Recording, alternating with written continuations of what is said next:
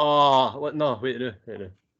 It's a shite biscuit. Oh no, it's like, see, you get the ones that are like biscuit with chocolate in the middle, like, but they're like thinner than that. They're my favourites.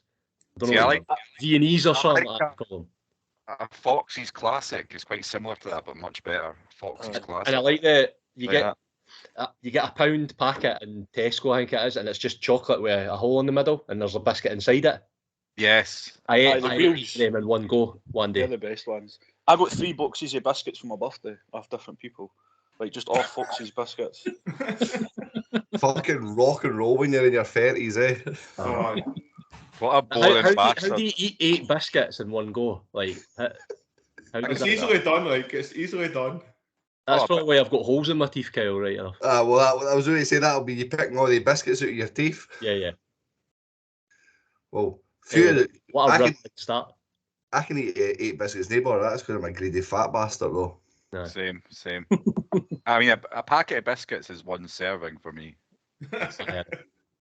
Well, I mean, was it 9 penguins for £1? You're fucking scanning all 9. Aye. Exactly. A gallon of milk. I'm a big club guy as well, underrated. I think we've discussed this actually, Bruno. Clubs are amazing. I think a club's got a shitty chocolate. I don't like the chocolate in a club. Oh, man. And obviously, as per the advert, there's a lot of it, so. Oh dear. We do talk a lot about biscuits, chocolate, sweets, all sorts. Seems to be reviewing sweets more than it is movies. And do what? It would have probably been better reviewing chocolate bars this week than the movie that we are going to be talking about today. Sorry I don't speak moron as well as you, but let me try. What the hell is supposed to do, you moron? It's a moron. That's not against the law. Gun, you fucking moron. Stop like Batman. Because he is Batman, you moron. What are you, a fucking moron? Huh? You moron. Drop dead. Moron. Whoa! Up here, you morons. Stepping morons like yourself. Me down, you moron. Hey, moron. But welcome into another episode of Morons Reviewing Movies. This week we have I was going to say pleasure, but we had to watch one of Hunter's picks. Now we'll leave a little bit of silence here for the viewers, or the listeners, sorry, that can understand when we say Hunter's picks, usually followed by absolutely lambasting movies. This week, Hunter has decided to pick a movie starring Harry Styles, which I'm sure he'll come on to his reasons why in a second. That was directed by Olivia Wilde, so you can see where this is going already. We have the movie Don't Bother, Darling. Sorry, Don't Worry, Darling. Hunter, give us your explanation first on why this was your scene pick as well. It was, yeah. So this was me obviously being a massive Harry Styles mark. So you watched this once and then decided to watch it again through choice. So I went to see it at the cinema, right? With Laura. Now, this is already worse than Burnsy going to watch a fucking teenage rom-com on his own. I would also say that I've just to put in here, Dubs knows I went to see a kids film last week with my nephew called Bing, and both these movies. Well, this movie actually is better. Bing was better than this as well. Bing. Bing. You seen that? No, I heard about what it's about. I didn't know it was a movie. I thought it was just like a kids' TV show. Bing. I think it is a TV show. It's so bad. It's so bad. It sets such terrible examples for kids. Like Bing is just so selfish and like it's completely earnest. Like there's no irony or that, and it's horrible. And it's still better than fucking Don't Worry, Darling. I didn't obviously do like a movie discussion on the way home with my mum and my nephew about the film, but I got that vibe fit as well. I was thinking he is really self-centered and arrogant. He is. He gets everything he wants, and it's just like he's horrible. Like he gets a sleigh for his Christmas, and then like he's needed to push him out and that, so he just goes in a wee huff and whatever. And then also he's been told to put like gloves on to go and touch the snow, because obviously your hands will get all. I don't know how you would explain. Obviously, your hands feel obviously they get frozen, but they feel all weird. Obviously, if you're touching the snow or that, and he's bumping his gums about that. It's like, well, you're put your gloves on. Aye, put your gloves on, then you'll be fine. That's the view of what was it called? Bing. Bing. Keep your gloves on. Keep your gloves on, Bing. Keep your gloves on and don't be so self-centered and arrogant. And care. I'll add We'll add that into Sean's review of Old Dads, and we'll go. That'll be the Christmas special. Let's come back to Hunter to get again the explanation of why we had to endure a movie that he's already watched and knows what it is, and picked this as his scene pick. Right, so A, I knew what it was, and B, I remember walking out the cinema and thinking, what an absolute pile of tosh. But when I was looking, when we were picking our picks for this, I was going through the list of kind of what was available. I think I picked The Godfather 2 first, but again, what complete polar opposite. We could be reviewing art instead of a shark, essentially, was what we're going for. Stuck with art instead of a shark. But again, what content would there be to be created from just 5 guys or 6 guys sitting going, aye, this was amazing. Like, I was thinking more for the content and for the assassination. Like, we've not had a film in ages where we've just totally went in and fucking like berated. So that was my thinking as well. I don't want to interrupt you there, but like, I've got anxiety, right? So we already watched, what do you call it, The Holy Grail, and then now we've had this garbage. Like, it's no good for my anxiety to have these, like, I've got to watch these within a fortnight. Like, it doesn't help. Like, I know what you're saying, it's good for content, but like, this was fucking dreadful. Like, it was so bad. I really liked it. Oh my god. I liked it as well. You didn't. No, you didn't. I did. Nah. I thought it was good. No, it was fucking awful. I've been waiting. I'm glad you said it as well, Sean. I've been waiting, like, what the fuck you were talking about. I thought it was like a long. I mean, it's not amazing. It's not going to get amazingly high scores, but it was like a bottom half episode of Black Mirror. That's what it felt like to me. It did have a bit of kind of Black Mirror vibe to it. That's what I thought. I went and read reviews about it because I just couldn't believe like how bad it was, and I hadn't really read the reviews when it came out. And even they were saying in the reviews like it's just a kind of rip-off of stuff that had been done. Black Mirror wasn't mentioned, which it's actually not a bad analogy, but it's more like Truman Show and stuff like that. Like, it was kind of like in that sort of vein, just nowhere near as good. I felt that as well. I had that in my notes. It's definitely not amazing, like, but I don't think it was awful. I think I was helped by the fact that I knew nothing about it, and I was expected to go in to see some romance movie, a bit like the fucking The Notebook or something like that. So see, as soon as it took this sort of weird twist, I was well in. I had a like smile on my face as well, like, because I just thought it was going to be like a fucking like wishy-washy, like, you know how it's going to play out love story. And then much to my delight, but it didn't even play out. Where did it play out about? Like, when she cracked him over the head and killed him, that was the love part of it. Towards the end, that was like no, but that's what Sean's saying. It wasn't that. That's what he expected. That's what I'm saying. It wasn't anything. If it was something, it maybe would have. There's obviously the mystery to it. Like, obviously, she's like got this idea that something's not right, because it is quite a kind of strange situation that they're all the women. I know it's kind of set in, like, we're supposed to be set in the 50s, this kind of simulation part, but it's quite bizarre that they're all just kind of told to stay there because it's safe. They can't go out this certain zone, and all the men just fuck off to work at the same time every single day. They don't talk about it, so she's confused as to why she's only on commission. So that's just in itself a mystery, and it's just unraveling. So there is a point to it. Like, I can understand if you don't like the film, but there is obviously like a clear point to it, and I'm not sure what obviously you thought about it. I kind of thought it was going to be like that. It was like a cut off kind of village that was like just set in like the 50s, whereas like the rest of the world was like current day kind of thing. But no, I liked that. It didn't feel long for me at all. It kind of kept me interested. It's not like a fucking 5 out of 5, but I mean, there's a lot of nice things to look at in the film as well, like nice. You can go on the internet for that though. I'm not wanting to go on the internet. There's websites with nudie ladies and all that in them. I wasn't wanting full hardcore stuff, Dubs. I just was sitting watching a film, and there's some fucking nice looking people to look at. Harry Styles is one of the most nicest looking boys in the world. Get Glamour magazine or something like that. That'll see if Harry Styles is going to be in a film though. Doesn't he no need to actually be a decent actor in it? He was like the worst actor I've seen in my entire life in one film. Oh, he wasn't good.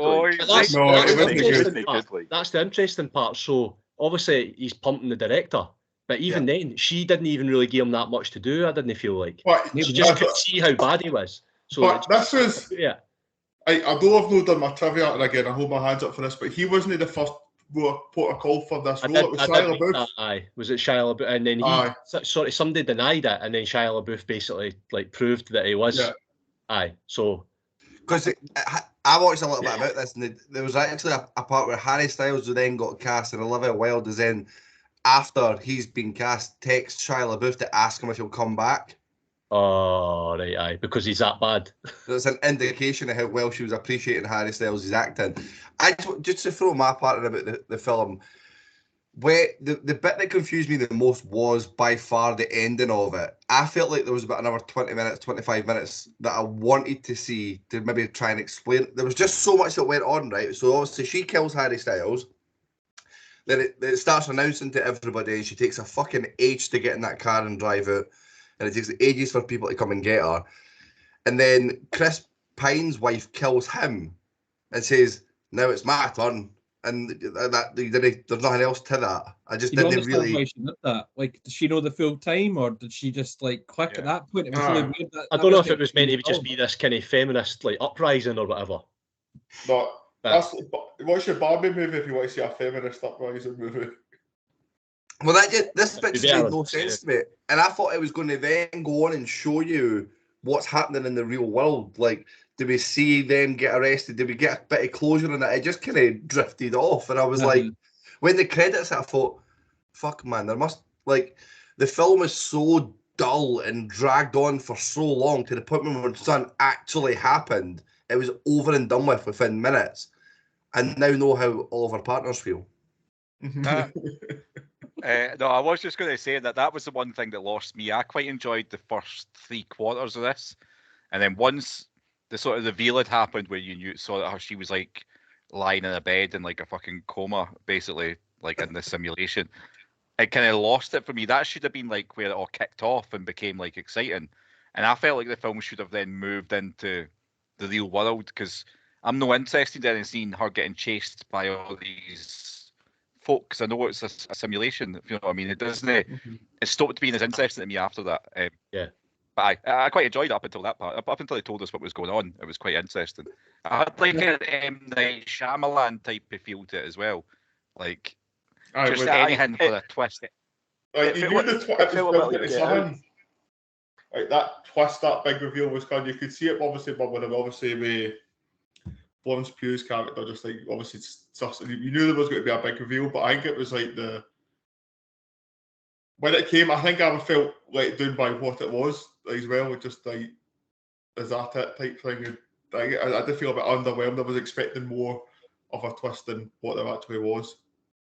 I see, for me, it's like when I was watching this, I thought I actually did quite enjoy this, and it was only when I was actually writing a few notes doing it, and it was getting to me how actually much Harry Styles annoyed me throughout the film. Like, I actually felt sorry for Florence Pugh having to like be in scenes with him, because he was just really wooden. Like, I know obviously like the lines he was given, it was as if he was just like reading them what I would read it if I was in a film. He was given no expressions, no thoughts or feelings at all. Like, he was just absolutely embarrassing. What's the expectancy there, though? You know, like it's his second film after Dunkirk, right? But shouldn't be in it. We can sit and say how shite he was, but like, what is the actual expectancy for Harry Styles to deliver in this film? Even after you've watched it, it's probably exactly what it is you expected it to be. So you can't really be let down by that. Like, if you're going into the film expecting Harry Styles, British, because his accent was that bad, so they just slipped that into the story to make it more believable. Because they said a couple of times, "You Brits" or something like that. Aye. Because his accent just didn't make sense. He says at one point, "Please don't get hysterical." No, hysterical. Hysterical. Like, actually, this is the closest I've ever been to actually turning a film off and no finishing it. That's how I felt. I genuinely, I was shocked by that. obviously Harry Styles isn't great in it, but it does it doesn't help him how good she is. As much as the film's shit, she's incredible. Yeah, she's clearly been put in this because of the part she played in Midsommar, because she's copy and pasted the way she is in this film, and she is brilliant. Because the bits I'd read about it as well is that it was supposed to be Olivia Wilde that played her. Yeah. So maybe they would have had a bit of a fucking connection, them and Harry Styles, but I feel like they used. I don't even know who was the main character in this, because as much as she was the better actor and she did more of the roles, I felt like they just shoehorned in these random sex scenes as well that had no place whatsoever until you found out later on that Harry Styles is a complete loser. And that was weird when they were getting like caught in the I don't know what you would call the guy, but the head guy and his best in the room. He's just watching them. It was just an excuse to have they two like pretending to have sex on camera, because they did it like 3 or 4 times. Again, it's just it's nonsense. Whenever Florence Pugh was on the screen, it was like without Harry Styles, it was really good. Like I really enjoyed it. And then see what I thought was going to happen was, see, every time like she kind of got closer to kind of finding out that something was going on, Harry Styles would have sex with her, and I thought maybe he was like an operative for that guy, and I thought maybe that's what they were aiming at, and he was just kind of trying to stop her finding out the truth. But no, he was just a moron basically. Aye, I mean, I definitely expected. So I expected Chris Pine to be more involved, because there was those wee hints that know how she went and sort of bloody diving out over dinner and started fucking losing the plot. That was good. He mentioned something about him and her in the bedroom, being in the bedroom together. Yeah. Like, but they never went anywhere else. That was the only time they referred to that scene. It was almost like they must have cut something for the film. It felt like that. And it would have meant more, but they just it's so much a clusterfuck that it just didn't bother. Chris Pine does look like he would be a cult leader, though. By the way, like he really does have like cult leader looks about him. He looked like Bruce Jenner to me. He's got a weird face. Like I don't know if he's surgery. I don't know if he's had a load of work done, but he's starting to get a very, very strange, tight-skinned look in his old age. Chris Pine, like very tight skin. Sorry, go on. I was just talking about tight skin. Whenever like Florence Pugh was going through like our breakdown, and she was obviously she wasn't sure what was going on in her mind and whatever. Like she was actually really believable in those scenes. Like I was engrossed in that, but then she would go and talk to Harry Styles about it, and he would just be standing there like gormless, and I'd be like, go and actually do something or say something or give some kind of reaction. I'm actually getting like. I'd actually had this, like, before I'd written down some comments, I had it like a reasonably good score. And then obviously after writing down the comments, I was like, how the fuck could I score this high? But I think as well, I'm similar to you, Daniel, in terms of how, when it got towards the end, when they see it was like a simulation and that, it was to me as if, I don't know whether they rushed it or whether it was more like, it sounds really weird saying this, but if they'd actually written some of the film and they thought, what are we going to do at the end? And then they've just came up with this ending, it's a simulation, and then we'll cut it really short. It was just there was just so much more potential, I think, in the film as well that they missed out on. Like I think it might have been quite a good limited series, like a 6-episode series or something like that, where maybe at the end of the episode you would have got a wee cliffhanger closer towards finding out what was going on, and then you would have maybe got some time, because the bit that annoyed me, I wish they'd never bothered at all, right? But you got a handful of little flashbacks to like she was a doctor and he just seemed like he was like a loser. It didn't make sense that they were ever together in the first place. He was ugly before, which doesn't make sense. Like, do you mean like it doesn't make sense why she was ever with him? I think it would have been better if you got to see flashbacks of them having this really nice, maybe wonderful life together. And then maybe he's cheated or something horrible's happened and they broke up and that's why he's went and done it. But like all you got was he seemed like he lost his job maybe and he was a bit annoying. And then I picked up that bit where he had lost his job and then that was why she was taking on all these other shifts, etc. I mean, she was a doctor as well. It's like I don't know. I know. He alluded to the fact that they were struggling for money, but she was a doctor. And it wasn't the house or flat they were staying in was like, it was obviously like it wasn't as if you could see they had money problems in terms of say they had a gambling addiction or they'd had loads of debt or whatever. It was as if it was like a. It wasn't like a. It was just a not. It was a normal flat. But they didn't sort of touch on anything like that, and he's just sitting there on this computer. But and she said, he's just depressed. Basically, that's the vibe I was getting, and he just wants, oh, we'll do a simulation. And his excuse was because she was tired all the time, but yet it was really just because he was selfish. That was the real reason that he did the simulation. He wanted his whole when she came in for work. Aye. Basically, aye. I see the biggest red flag though is she's been out slaving away at work all day, walks into him who's done fuck all day, and then he asks her what's for dinner.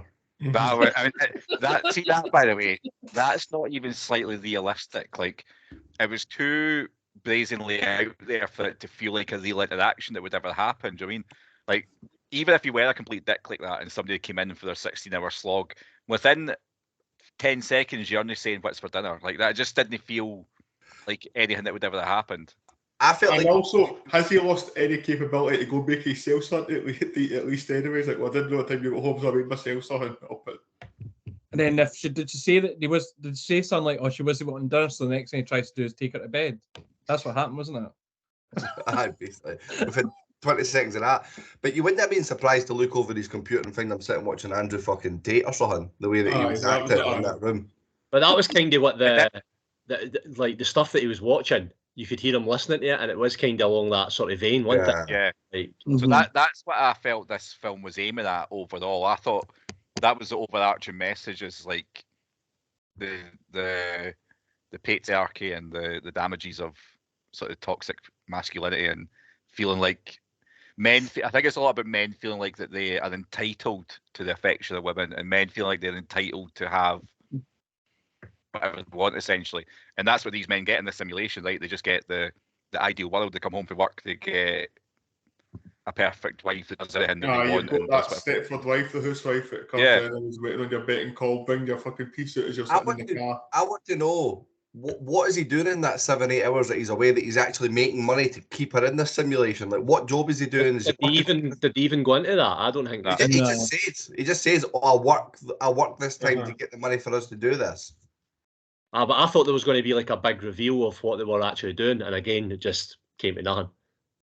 I'm assuming it's just a scam for the real life Chris Pine, who tries to get folk to see, it was Hunter, you said about the Stepford Wives. Is that no a similar sort of film, as like in terms of it's like it's no real or something as well? Because I was going to say about that as well. Like there was loads of films that they mentioned that they'd kind of done some, and that was mentioned as well, Stepford Wives. But they also, I think, I don't know if they do it a lot in the movie, but they mention the word victory a lot, and it's like victory wine or something like that. Is that like stuff like that? That's out in 1980. The town's called Victory.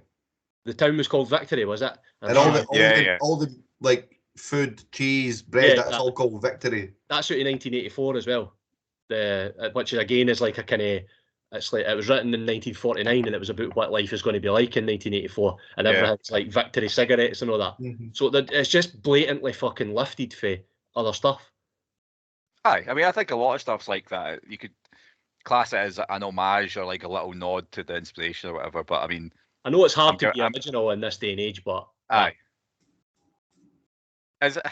don't know, man. Like, I do feel like Florence Pugh is very good, but she doesn't seem to choose her films very well, does she? Like, I feel like there's she's never won an Oscar yet, has she, or anything like that, but there's definitely a Best Actress Oscar in there, in her somewhere.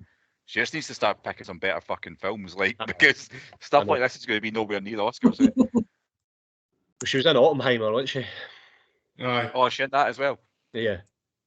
Aye, I mean, I don't know. I do agree that Harry Styles was a bit of a wasted cast in this. Like, but at the same time, do you think half the amount of people that went to see it would have gone if it was? Oh, I probably made a fucking killing. Like, I've no doubt about that. Because they definitely kept it very quiet. It was never made clear in any of the advertising that this was a fucked up sci-fi movie. Do you know what I mean? Like, at no point is that made clear. And I thought it was just going to be Harry Styles being in love with Florence Pugh, and some sort of marriage drama would come about instead of fucking being plugged in a simulation.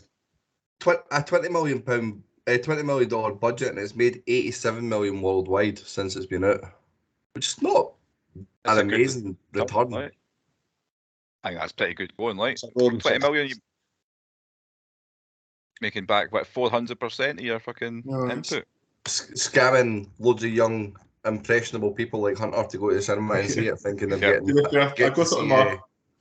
It's Cineworld that have scammed me, not fucking Harry Styles. I'm quite blown away that the people have enjoyed this, because I was telling Sean last night we were being gaming on the computer that I've probably sat to try and watch this about 3 times, and I watched about the first hour of it and I turned it off and I was like, I need a break. And then we obviously delayed the episode that was coming, so I was like, that's fine, I'll watch it later. And then I was like, right, I'll rewatch it all and I'll do that first hour again, just because I feel like I need to carry the storyline and remember it. And I put it on last night for a bit, and then I went to my bed and I had to put it back on again today to finish it. So it's like, honestly, it took me so long to watch this. I had to stop pausing it to take notes as well, because I was like, it's making me have to endure more time. Like, so I'm just going to stop, like, and just sit and watch till the end, and then that was the end of it. You know what I mean? It was just. Luckily for you, then nothing happened at the end. But I know. The bit I've actually like covered my mouth laughing when the bit where she's doing the loop all the way up that hill, and she looks over and these guys are scrambling up in their wee red suits. I was like, what the fuck is this? I know. I mean, this is what bothers me about all of these types of films, or even books or stories or whatever, where it's living inside a simulation, right? The Matrix is similar for this. That, like, swarms of human-like things will come and chase you, right? It's like people that are coming to chase you. If it's a full-on simulation, just have the fucking ground disappear.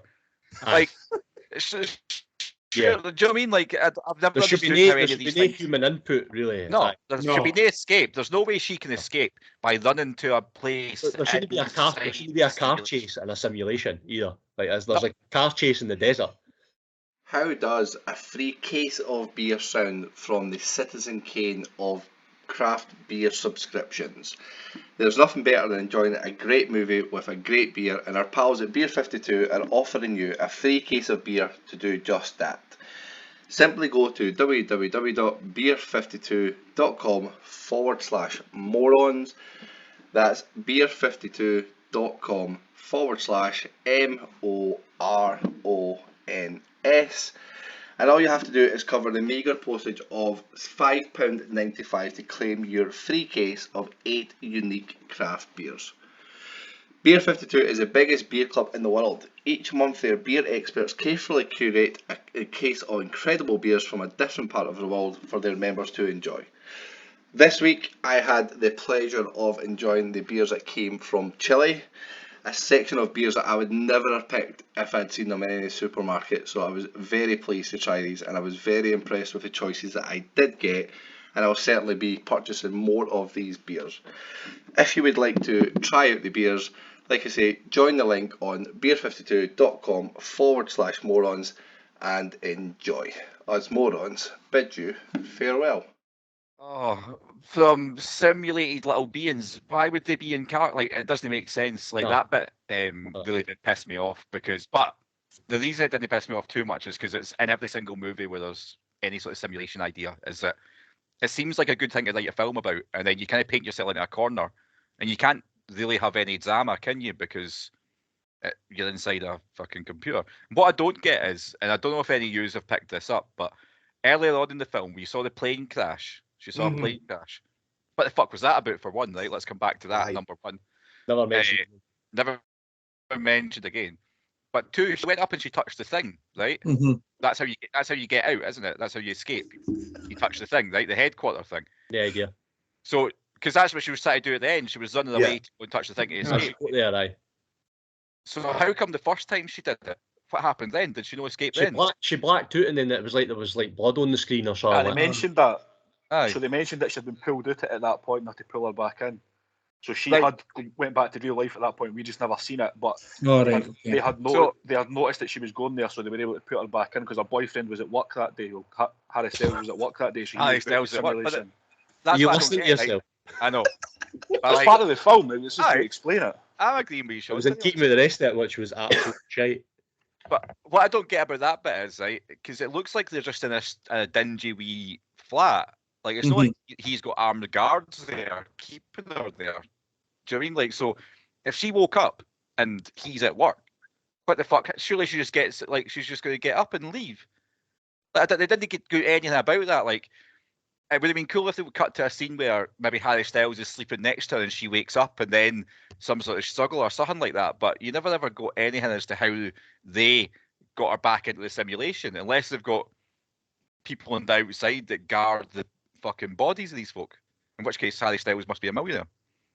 It's starting to annoy me, this film, now, the way I talk about it. But then, is it no implied that she's like either been missing or missed long? So has he maybe had like a life insurance or like she's had some sort of insurance payout? This is what I'm presuming. That's what's basically keeping him ticking there within this simulation, maybe.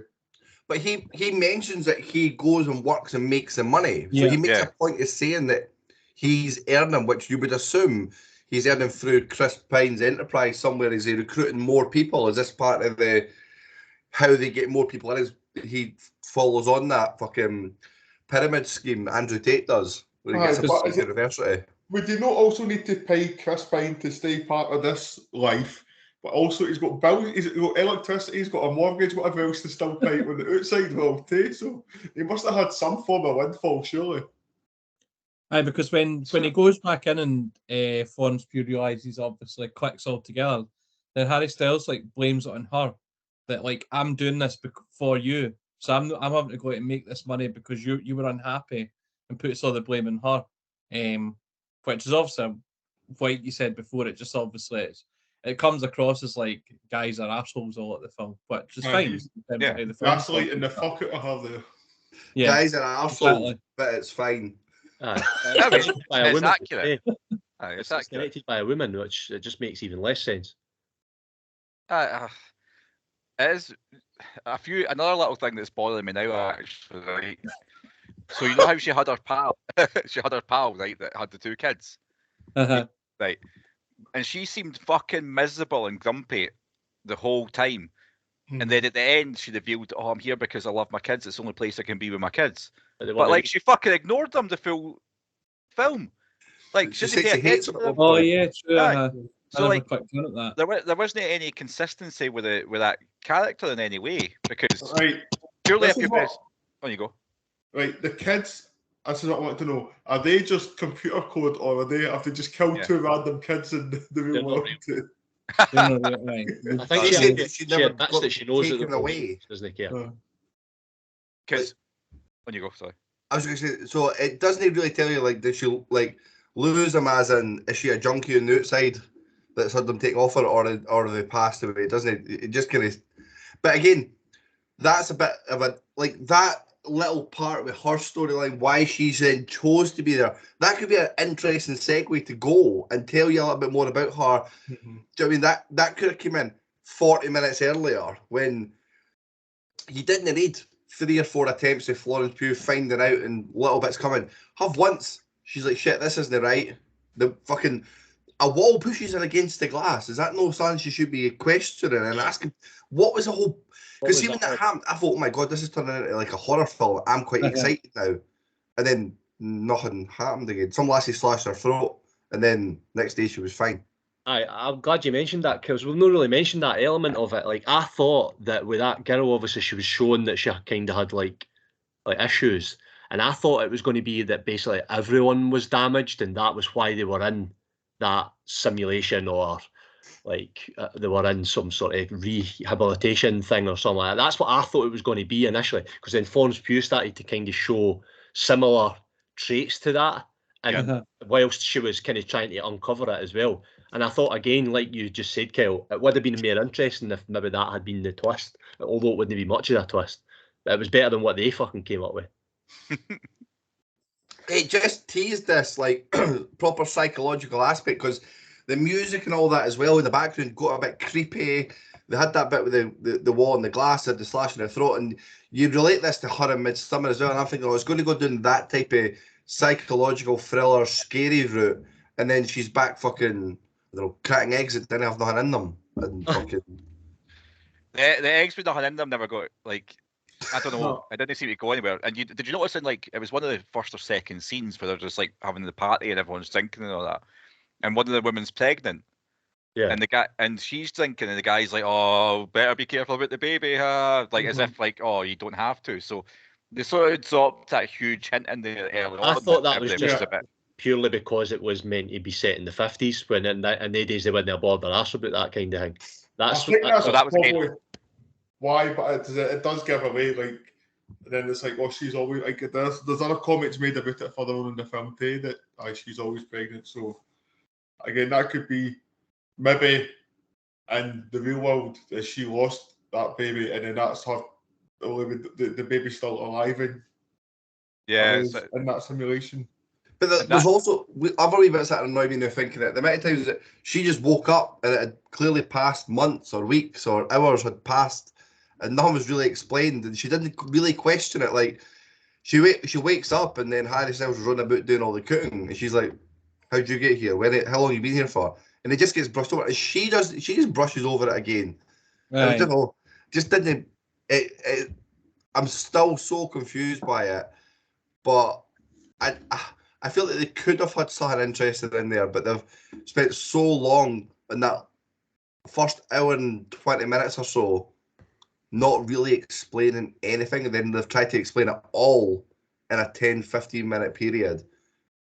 I'm glad as well that sometimes when we watch a film and I come on here and I'll be like, am I just being really thick, and then everybody else has picked up the film. I'm glad it's not like that for a change, and then all yous are still as confused as what I was at some stages of watching this. I just remembered as well, there's like a scene which is like, she ends up, obviously she's in her own wee world, Florence Pugh, and she's like got cling film all around her head and that. And then she I love that scene. I was like, can I watch this? What on earth are they going to do? And then obviously she wakes up and just, but then I'm sure she just takes it off herself and then she just goes a bit of business as normal. But why did that happen? I think it's, I'm assuming it's like glitches in the fact that they're basically in a coma. Aye. So they're all hallucinations. Aye. So there's 2 points. So see, when she's cleaning the window, she rubs her eye, and then that's when she has a hallucination. She rubs her eye at an earlier part of the film, and there's another hallucination. So when she's in the real world, her eyes have been propped open with this fucking whatever it is. So it's like a reference to that.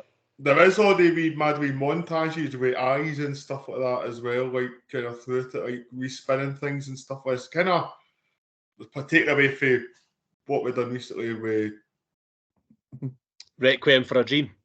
That's what I was thinking. I wrote that in my notes as well. There is some of it it's like it's ripped for that as well. There's some fast cuts and stuff like that when you're just connecting between his eyes. I know exactly what you're talking about, Hunter, because I've noticed that as well and I wrote it down. But it does do quite a lot of that. I suppose that's quite a common thing in a lot of films, though, like that jarring cut where then loads of things will cut quite quickly. Loads of things that do that to make you feel uneasy, I suppose. But I don't know, like, see when Burnsy mentioned the cling film bit, right? I thought that was brilliant. And see if there was a bit more about that vibe to this film. I would have much rather that it was real life and they were like under some sort of drug influence, like they were being drugged or something like that to live in this cult. And then you could have sort of understood her, like getting wee glimpses of what's really going on as like she fights off the fucking whatever's controlling her or whatever. But again, because it then became, oh, she's just inside a simulation, then what difference does it make? So what I don't get is, why would you design a thing where, so you're just unconscious and you're imagining what's going on, where if you die in your imagination that you die in real life, why would you create such a thing like that? Do you know what I mean? Like, why if you die in a simulation would you then die? I don't get it. I really don't understand. Like, Harry Styles' character, like, do you know what I mean? Like, his character within the movie's character in the simulation dies, but why the fuck would that make a difference? I don't get it. Yeah, it was his choice. Is it only the men that die? Why is that as well? Or I saw it. It was definitely, if the women die in the simulation, they don't die. Yeah. But is that maybe something like, maybe the men are they the only ones that are alive? I don't know what it is. Like, is Florence Pugh actually dead in real life? No, she's still alive, I think. Because then what's the point of the escape? She escapes to. But she doesn't know. She just knows that there's. I know what you mean. Because she's subconscious. It shows you, like, maybe he's maintaining her. He's like washing her face and all. He's maintaining her life at that point. Oh yeah, so there is. Yeah. So is he like giving her sponge baths and that? Soaking wee bits of water in her eyes, which is maybe why she's rubbing them in the simulation. I don't know. She would fucking stink to. Imagine if you had somebody lying in a bed for days, man. Fucking. The room would be stinking whenever he got back for whatever weird job he was doing. Right. Florence Pugh by name. Florence Pugh by name. Pugh by name. Florence Pugh by name. Oh, funny. Anybody got any other thoughts on this then, or do you want to rip open some trivia and put an end to this misery? I do have one bit of trivia I could jump in on, and it's kind of but I was kind of going to drop it back in. We're talking about the whole car chase thing, but you see when she's ever and she's looking at like the model, and she traces like a finger around it. That's her actual escape route. Come the end of the film. Oh. Foreshadowing, clever. Yes. As interesting as the film got. The simulation car chase. Most of the trivia I've looked here obviously is about the Shia LaBeouf thing. Olivia Wilde made out that there was a big conflict between Shia LaBeouf and Florence Pugh, which they both basically said that never happened. And then text messages between them being pals was released to show that they weren't the problem together. So what was the issue then? Why did Shia LaBeouf not do it? It said the video that I watched today talked about he wanted too much influence on the script and the story. Aye. That she wasn't willing to change for him, and he quit. Fair enough. Well done, Shia. We've talked about Shia LaBeouf a few times on this. Even though he's a smelly bastard, at least he's got principles. What's wrong with his hygiene like? He's a method actor, eh? So like we did Fury. Do you remember? You seen Fury before? No, with him and Brad Pitt. I don't think him in anything. Oh right, well they live in a tank. They're tank squads in, and they like spend weeks and weeks and weeks no washing. So he didn't wash on set. He cut his own face open and kept opening the cut every day, so it was a fresh wound every day on set and all that.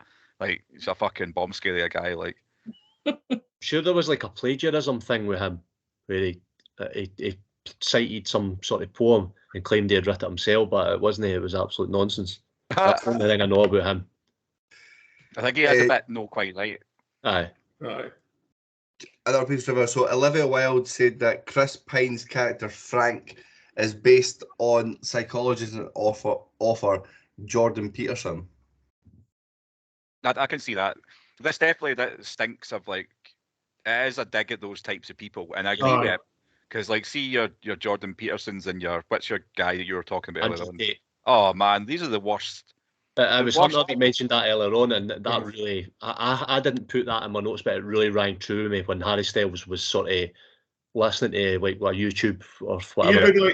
Even maybe now, like with fucking Russell Brand's now in that category. But Jordan Peterson's like a kind of he's like flamboyantly like gay, is he? No, I don't think so. No, he's like he was a self-help guru essentially. He's the cunt that was like clean your room. If you clean your room, everything will be sound, like all this sort of weird shit.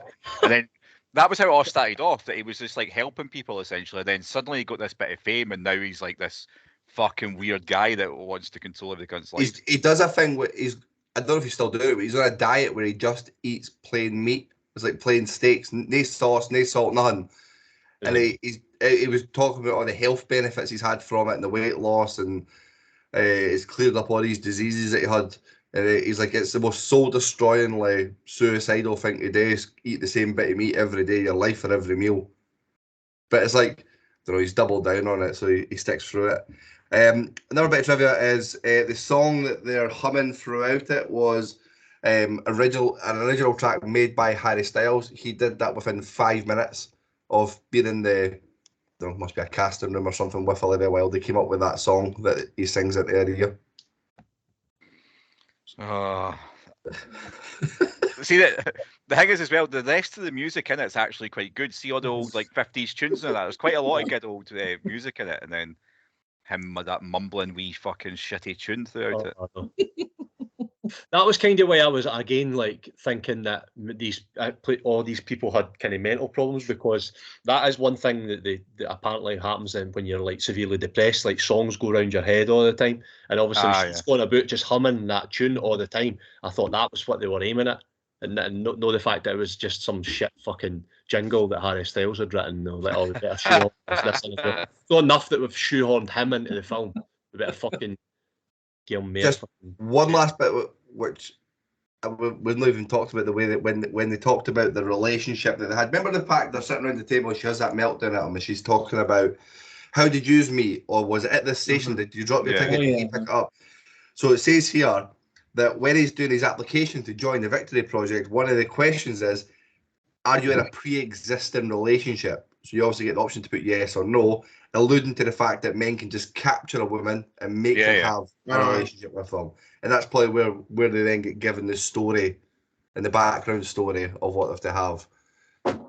But again, like, in a world where we're meant to believe that we're technologically advanced enough that you can live inside a simulation, right? But they don't have enough fucking memory space or something to come up with more than 3 origin stories for folk. Surely you would have unlimited origin stories, right? I know. I mean, like with AI, you could randomly fucking generate one. Just randomly generated for everybody. But is this like one out, one in with the origin stories? Because it was someone who wasn't even in the room that had the same origin story, but they all knew it. I mean, that's what I'm saying. That doesn't make sense either way. Like, why would you program in things to your system to allow people to figure out what's going on if the whole point is nobody to figure it out, right? Why would you leave little fucking clues? It's like in James Bond when a villain, like, in 7 hours, these drops of acid are going to like, slowly give you the most horrible death ever, rather than just putting a bullet in his fucking head and ending it there. The only thing that I picked, just when you go back to what you said, Daniel, about leaving wee hints in that, is Chris Pine's character. He mentions that when Florence Pugh sort of starts asking him questions, he makes a comment and says, "Oh, I've been waiting for somebody to actually try and investigate it." So I don't know if it's as if it's meant. It would be weird why they would do it that way, but it's as if he's actually left it that way, so somebody can actually solve the full problem. But obviously, then that doesn't make sense either. She rambles a bit, and then they just skip it again for a bit. So I don't know. Well, just the last part here, Scott, in the plot hole section, it says Frank / whoever runs the simulation would have it programmed that it would stop people escaping so easily. Yeah. Mm-hmm. Like, why would you put a big, huge thing in the middle of it that you can run to and escape? Like, and also, why would you tell everyone that they're not allowed to go to that one specific place or they'll die? And you've even in that model, it's like it's the focal point of the full tune is like the one bit that they're not allowed to go to or even look at.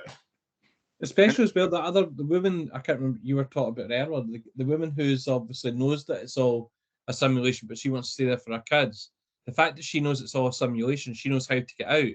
Sure, that's a massive risk as well. Because I think, so most of I think 99% of the couples are the men that have brought women into the simulation. But I think for her, she's the one that wanted to be in it, so she's no time. Oh, right, okay, right. She wants to be in it. She's like, Disney wanted to. But she's also telling Alice to go.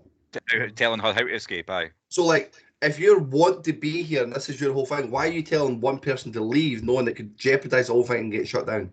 Aye. Mm-hmm. Let's say... Sean, I was with you early on, but I've talked myself down by about a whole point. My scores in this. You were giving it a whole point? Well, let's do that time. Let's get to the scoring of Don't Worry, Darling. Hunter, you picked it after your second viewing of watching this movie. What is your score going to be? There are a few things in life that you must check. You must check your wages are in the bank at the end of the month. You must check one of your friends hasn't made an illegal transfer in your fantasy league. And you must also check... your bollocks. Cojones Scotland have the website for you to learn how to do just that. Head over to cojonesScotland.org for your self-help guide on how to check your bollocks. 2.25. Take a deep breath. A 2.25 from Hunter. Burnsy. So Hunter's score was what I was going to give it before I started writing my review down. So it's came down by a point to 1.25. Sean? 3.25. A 3.25. Would you rather? Are you happy you got this one instead of The Godfather 2? Aye. Dubs? 0. Piece of shit. One of the worst things I've ever watched.